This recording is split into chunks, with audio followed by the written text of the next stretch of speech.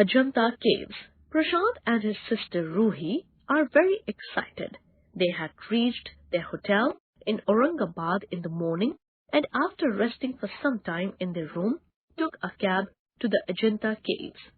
On reaching the place, a beaming Ruhi said, "Wow! I'm really excited to be here. Dad, can you tell us something about these caves?" Dad was only too happy to oblige. He said, "Sure, Ruhi.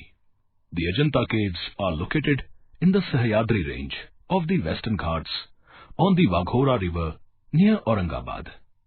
They are a set of 30 caves and are considered to be among the finest examples of the earliest Buddhist architecture, cave paintings and sculptures." Prashant and Ruhi were mesmerized as they slowly walked past the caves and the paintings on the walls. Prashant said, "These are really beautiful and well preserved. When were these caves built and who discovered them?" Dad, who was admiring the grand architecture of the place, answered, The caves were built in two phases. The first around the 2nd century BCE and the second from 400 to 650 CE. The caves were first discovered in 1819 by John Smith. He was a British official who accidentally stumbled upon the site while hunting for tiger. "I'm really impressed by this monument," said Ruhi. "But what were these caves built for?" The Ajanta caves consist of ancient monasteries and worship halls of different Buddhist traditions, said her father. It says here that they are carved into a 246 feet wall of rock, added Mom, reading from the brochure she was carrying with her. They contain 5 chaityas or prayer halls. Other caves, known as viharas, are monasteries with residences.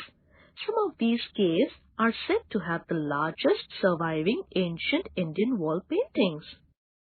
Ruhi looked at the paintings with wonder in her eyes. "I can see Lord Buddha in these paintings. What are they depicting, Dad?" Well, the paintings that adorn the walls and ceilings you see here show incidents from the life of Lord Buddha and are called the Jataka tales. They illustrate different stories about the previous births of the Buddha, Mom added. In fact, that ceiling painting, which shows a running elephant surrounded by flowers, was chosen as the official logo of India's Department of Tourism. Prashant, admiring the painting, said, "I have studied in my history class that the caves belong to the Vakataka dynasty. 20 caves were built during the reign of one of its kings, Harisena. Also, reference to the Ajanta caves can be found in the travel accounts of Chinese travelers Fahian and Huinsang." "You're right, Prashant," said Ruhi. "I have also read that the painting technique used at Ajanta is similar to the fresco technique used in Europe. Our history teacher also told us that the Ajanta caves were declared World Heritage Site by UNESCO in 1983, said Ruhi. That's right, Said Dad. the paintings and sculptures found here are considered masterpieces of Buddhist religious art and have greatly influenced the development of art in India. By this time, it was evening and everyone was feeling hungry, so they decided to have something to eat. After that, they went back to their hotel to rest. The family decided to visit the Ellora caves the next day. Ellora caves. The next morning, the children were very excited on their way to the Ellora caves. They looked at the scenic beauty from the window of their cab. As usual, Dad provided them with interesting bits of information about the caves. Ellora caves are located in the Sahyadri range of Maharashtra.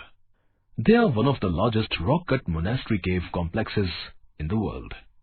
They are located near the village of Ellora. The caves contain temples that were cut from basaltic cliffs.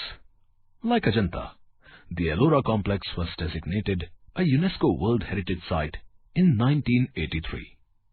The family reached the place and quickly went inside one of the caves. Dad had a question for them. Can any one of you tell me one difference between the Ajanta caves and the Ellora caves?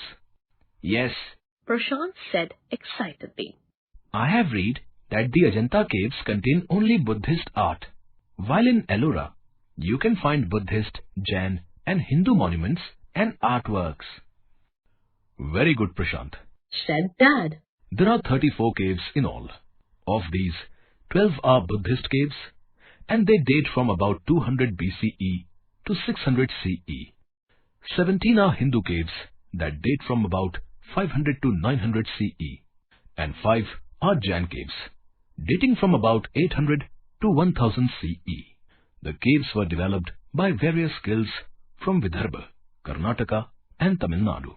That is why they reflect a wide diversity in terms of theme and architectural styles. Mom added to this by reading from her brochure. The Hindu and Buddhist caves were built by the Rakshakutta dynasty, while the Jain caves were built by the Yadav dynasty. The earliest excavated cave here is the Dhumarlena cave. Suddenly, the children shout with excitement as they see a huge temple. I have seen the picture of this temple before. Prashant said.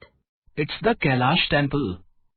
Yes, said Dad. It is a chariot-shaped monument dedicated to Lord Shiva. It is the largest monolithic rock-cut temple in the world.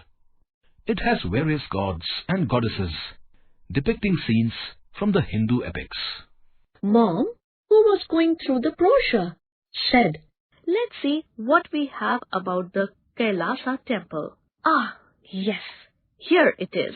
It says that construction of the temple began in the reign of Krishna first, 756 to 773 CE. It involved the removal of 150,000 to 2 lakh tons of solid rocks. The complex measures 50 meters long, 33 meters wide, and 30 meters high, and has 3 stories. Just to give you an idea of its size, the temple covers twice the area of the Parthenon in Athens and is 1.5 times as high. Wow! It is really huge! The children shouted in delight. They see the scene depicting Vishnu transformed into a man-lion and battling a demon. Just beyond the entrance, in the main courtyard, is an image of Shiva's bull, Nandi. Within the halls, they see the 10-headed demon king, Ravana, shaking the Kailasa mountain in a show of strength. The family thoroughly enjoys the visual delights. It is now time to go back to the hotel. The children are tired but very happy. I'm really happy to have seen the Ajanta and Ellora caves, said Ruhi. Me too, said Prashant. I can't wait to tell my friends about these magnificent monuments.